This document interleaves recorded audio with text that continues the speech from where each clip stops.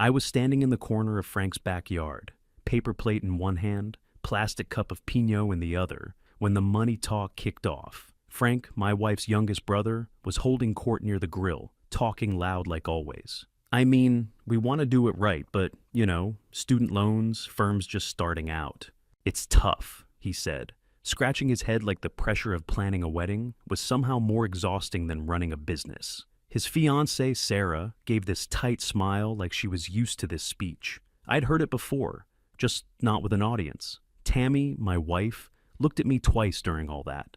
First, when Frank mentioned the cost of the venue. Second, when Sarah brought up how her parents could only cover the dress and flowers. I didn't say anything, just stood there chewing my dry-ass burger, watching the couple run through their financial problems like it was group therapy. Everyone nodded, offered weak encouragement. I kept my mouth shut. Quick note, before listening, share which city or country you're watching from. By the time dessert came out, store-bought cheesecake slices on soggy paper napkins, Frank was saying they might have to push the wedding back a year. That's when I saw Tammy's hand rest on my arm for just a second. Real light, like she thought I might suddenly play the hero, but I didn't, not out loud.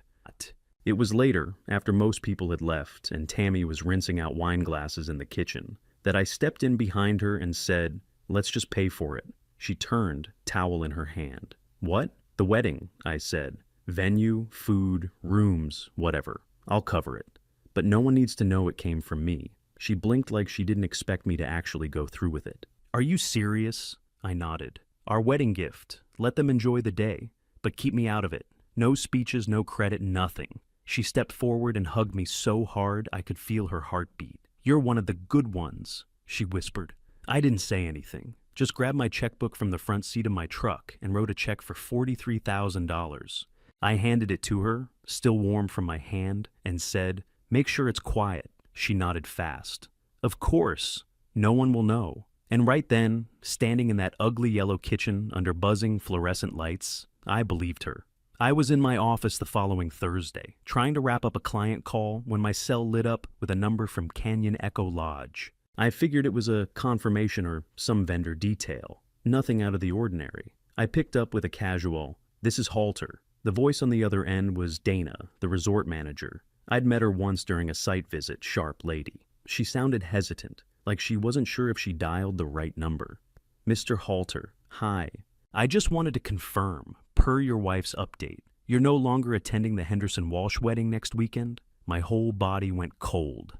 I said, "What the hell are you talking about?" There was this pause, like she suddenly realized something was off. "She called this morning, said you wouldn't be attending, but the payment arrangements were staying as is.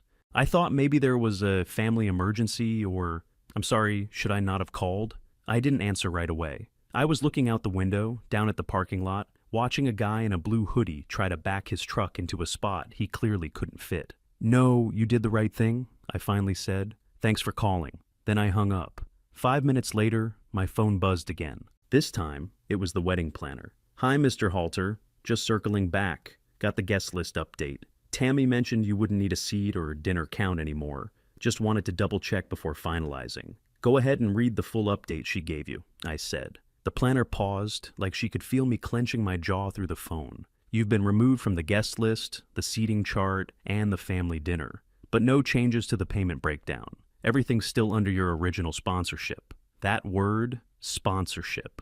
Like I was some corporate donor instead of the guy who wrote the damn check. I didn't yell, didn't slam anything, just sat back in my chair and stared out the window again. Same parking lot. Same idiot trying to reverse his truck. I kept thinking, she took my money and cut me out. They weren't just throwing a wedding without me. They were throwing it with me, but treating me like I was already dead. No one had called, no heads up, no explanation. Just deleted me from the day like I was some inconvenience to sweep under the rug. That night, I didn't go home. I drove past the house, but kept going. Found an old diner just off Route 40, sat in a booth with my coat still on. A waitress named Marcy poured me coffee without asking. I nodded at her like I appreciated it, but I couldn't focus on anything except that check. 43 grand. I handed it over with one ask. Stay quiet about where it came from, not erase me. I thought about calling Tammy. I didn't. I already knew what I'd get. Deflection, delay, some line about what's best for the weekend. Instead, I sat there and went through every detail in my head. The guest list, the venue, the catering, the hotel blocks. All of it. I'd put this whole thing together behind the scenes. I was the silent pillar holding it up. And now, they were building the house without me. They figured I'd stay quiet, like always. Be the guy who pays and shuts up. But that's when something shifted. I stopped feeling confused, stopped feeling hurt. The fog cleared, and all I felt was pure clarity. They were trying to play me, and they had no idea who they were messing with. My phone buzzed around 9:30 that night. It was Tammy. "We just need space to focus on Frank and Sarah. You're overreacting. Let's talk when you're calm." Calm? I stared at that screen like it was a joke, like she'd texted the wrong guy. I funded the whole damn event, 43 grand. And now I was being told to chill out, like some idiot throwing a tantrum over folding chairs. I didn't respond. I called the wedding planner again. She picked up quick, probably still on edge from earlier. "Hey, who's handling things now?" I asked. She cleared her throat. "I was told Laura Walsh is point of contact now. She said you were stepping back." Laura? Jesus. Tammy's younger sister. 27, still lived with her parents, worked weekends at a wine bar that never had more than 4 customers at a time. I think she once organized a baby shower in someone's garage, and now she was apparently running a resort wedding, funded by a man she hadn't spoken to in 2 months. "Got it," I said. "Thanks." I hung up. I didn't throw anything. I didn't scream. I just sat down at the kitchen table, opened my laptop, and pulled up the contracts. Venue, Canyon Echo Lodge. I had partial ownership through my hospitality group. Catering, Mesa Flame Events. One of my smaller investments, but I had veto rights on executive contracts. Hotel rooms, all booked through Sedona Peak Properties. I owned the parent company. My hands were steady the entire time. I looked at every signature, every payment confirmation, every contact form. Tammy's name wasn't on a single one. Neither was Frank's, not even Laura's. Every dollar, every booking, every confirmation came through me. They thought I was just the bank, quiet little ATM in the corner who'd keep smiling while they cut me out of my own family like I was nothing but a bad mood. That's when the switch flipped. I wasn't sad anymore. I wasn't even angry. I was focused. They made the mistake of thinking silence meant weakness. They forgot what I actually do for a living. I build things. I fund things. I own the things people take for granted. And now they were about to learn what happens when you try to erase the guy who signs the checks. I closed the laptop, finished my coffee, and walked outside. The desert air was cold, sharp. I didn't feel it, because while they were planning a wedding, I was about to start planning something else. Next morning, I was halfway through a bagel when Laura called. Didn't even say hi, just launched into it. "This was for your own good. Weddings are emotional, and you've been so tense with work. Tammy didn't want any drama." I didn't answer right away. Just listened to her talk like she was my therapist instead of the one hijacking my money. She kept going. "We didn't want to hurt you. We just thought—" "You thought what?" I cut in. "That I'd bankroll the weekend and sit home like a good boy?" She sighed like I was the exhausting one. "You're twisting it. You gave the money freely. It was a gift." Then she hung up. No goodbye. I walked into the garage and just stood there for a minute, breathing. That tight, controlled breathing you do when the rage is climbing, but you're not letting it win yet. By noon, I had a voicemail from Tammy's mom. Sweet voice, soft tone, like she was trying to calm a child having a meltdown. "Sweetheart, this is a misunderstanding. You should really take the high road. Let the kids have their day. It's not about you. Right? Not about me. Just funded by me." Frank didn't call, not a word, not even a lazy thanks. When he finally did reach out, 2 days later, it was a damn text. "Appreciate your understanding.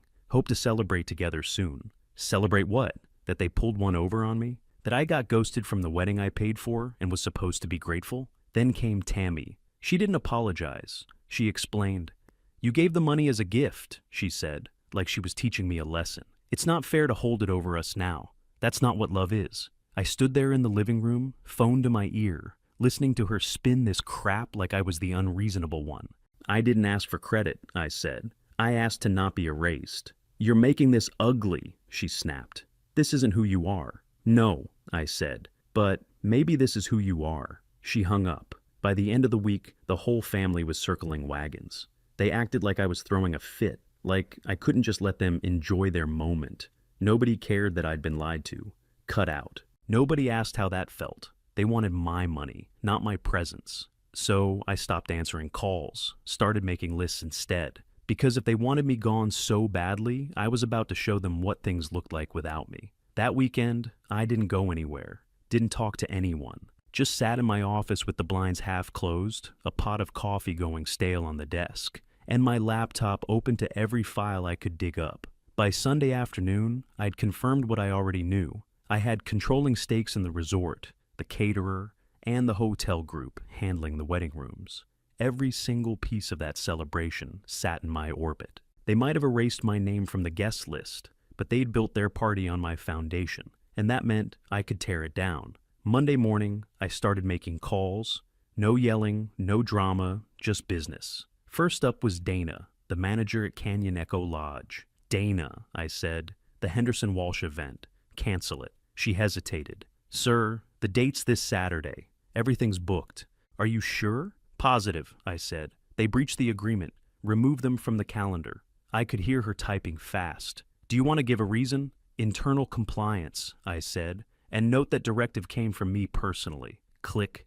Done. Next was Mesa Flame Catering. My contact there, Vince, owed me 3 favors and a summer bonus. Pull your team, I told him. Full stop. Everything?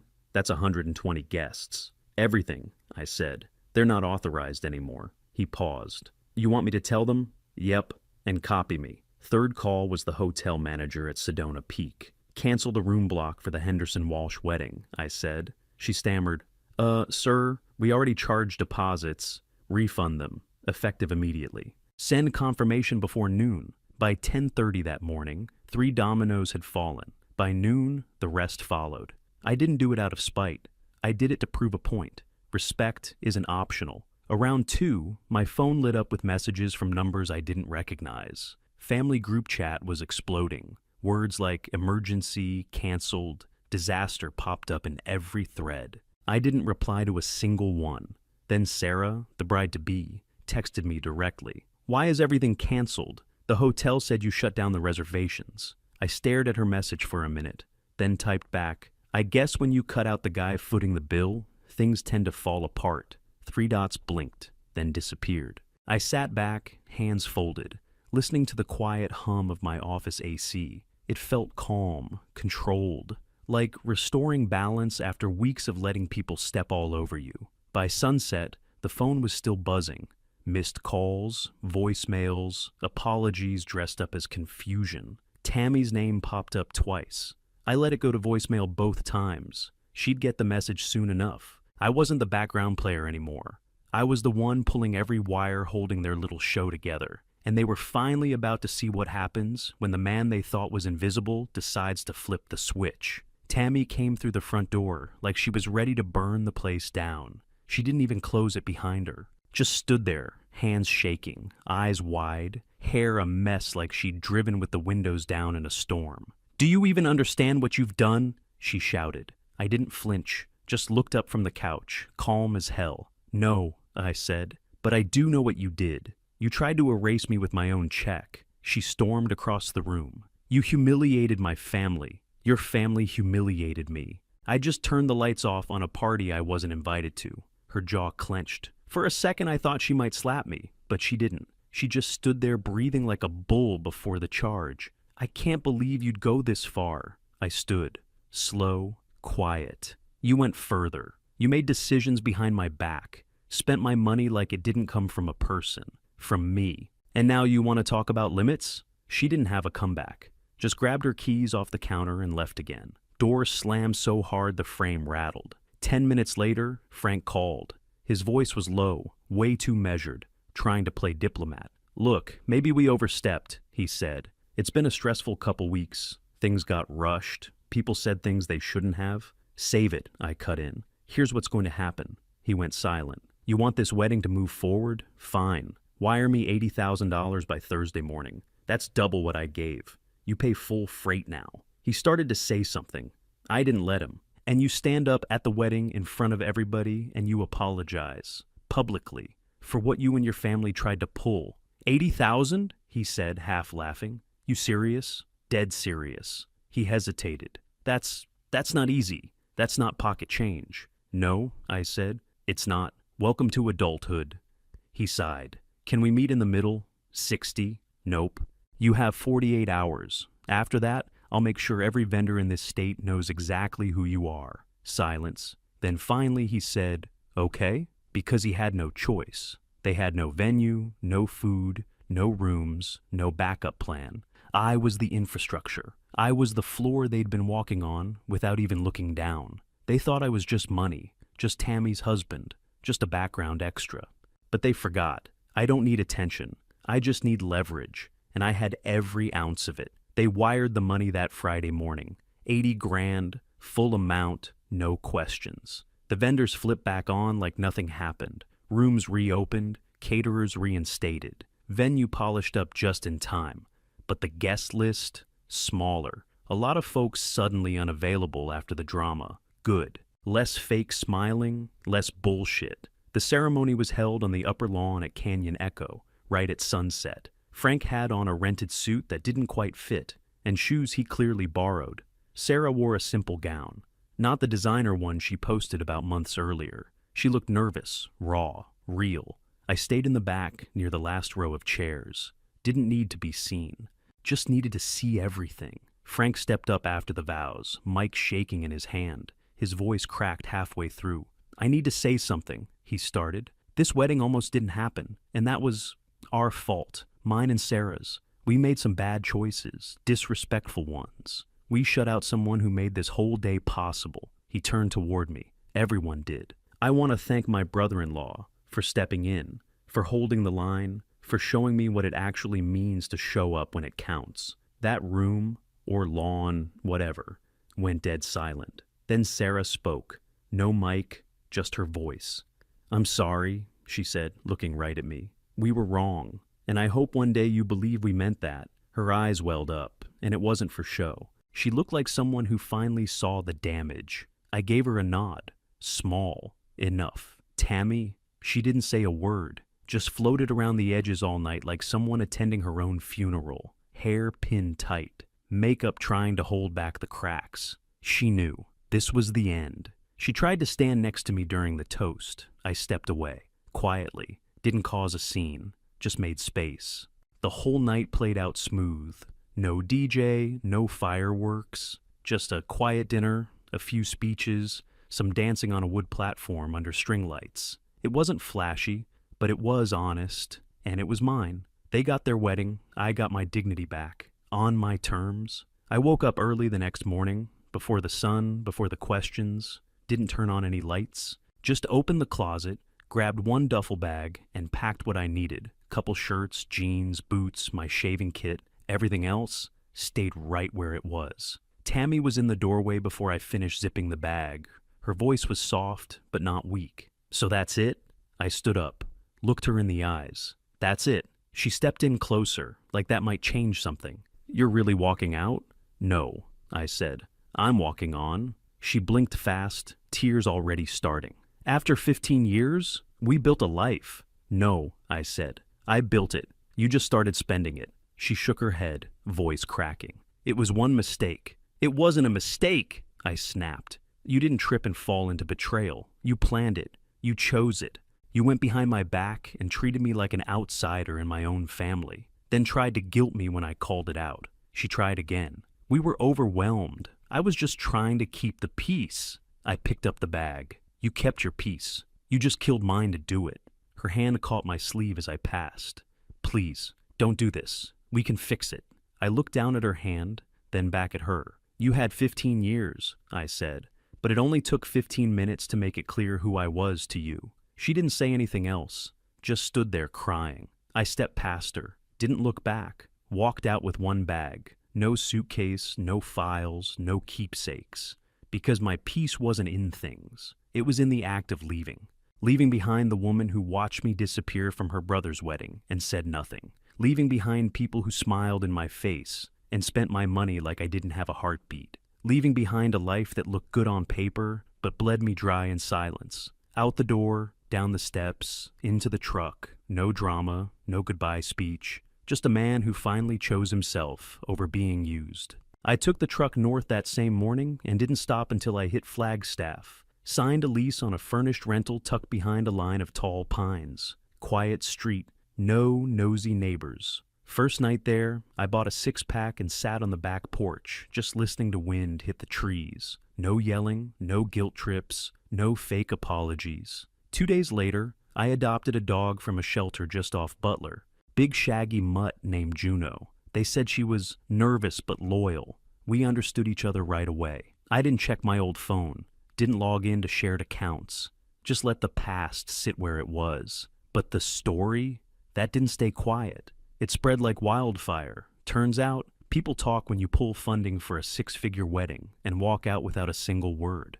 Vendors knew. Industry folks knew. Investors I hadn't heard from in years started emailing again. They didn't see me as a pushover anymore. I became that guy. The one who pulled the plug. The one who didn't bluff. And business picked up. Fast. Projects that had stalled suddenly moved. Developers who used to play hardball started speaking a little softer. Clients paid on time. My phone rang with new offers. Because now, I wasn't just some quiet investor in the background. I was the man who reminded people that your name only matters if you make it matter. Then, out of nowhere, Frank wrote me. Not a text. A real letter. Said he started a scholarship for hospitality students. Called it the Quiet Backbone Grant. Said it was inspired by me. Said he finally understood what it meant to build something, not just take from it. I read it once, then again. I didn't reply, didn't need to. He learned something I didn't even mean to teach. What happens when you try to cut out the wrong man? 6 months later, I was standing in the corner of a grand opening event for a boutique hotel in Tucson. High ceilings, reclaimed wood everywhere, soft jazz in the background. My name wasn't anywhere on the press release. Not on the sign out front, not in the handshakes, but my fingerprints were on every square inch. From the layout of the lobby to the scent they pumped through the vents. It all had my touch. I didn't need credit. I had something better. One of the younger partners leaned in during the toast. "You're the guy from that wedding story, right?" I didn't answer, just nodded once. That was enough. He straightened up, like he suddenly understood who he was dealing with. Tammy had sent a letter last month, handwritten. Said she missed the life we built. Said she still loved me. Said she wished we could reset. I didn't respond. Because I didn't miss being treated like background noise in my own life. Frank and Sarah invited me to dinner a few weeks back. Just us. No crowd, no fanfare. Said they wanted to talk. No strings, no asks. Just a meal. I showed up. Not for them, for me. Because sometimes, the best revenge is not burning the bridge. It's standing on the other side of it, already rebuilt. They asked how I'd been. I looked Frank in the eye and said, "Better than I've ever been." He nodded. Sarah smiled. Small and real. No makeup to hide behind. They didn't try to defend the past, didn't try to rewrite it. They just owned it. And I let them. The truth? I wasn't angry anymore. Not even a little. I'd lived angry. I'd lived quiet. But for the first time in my life, I was living right. I remembered my worth.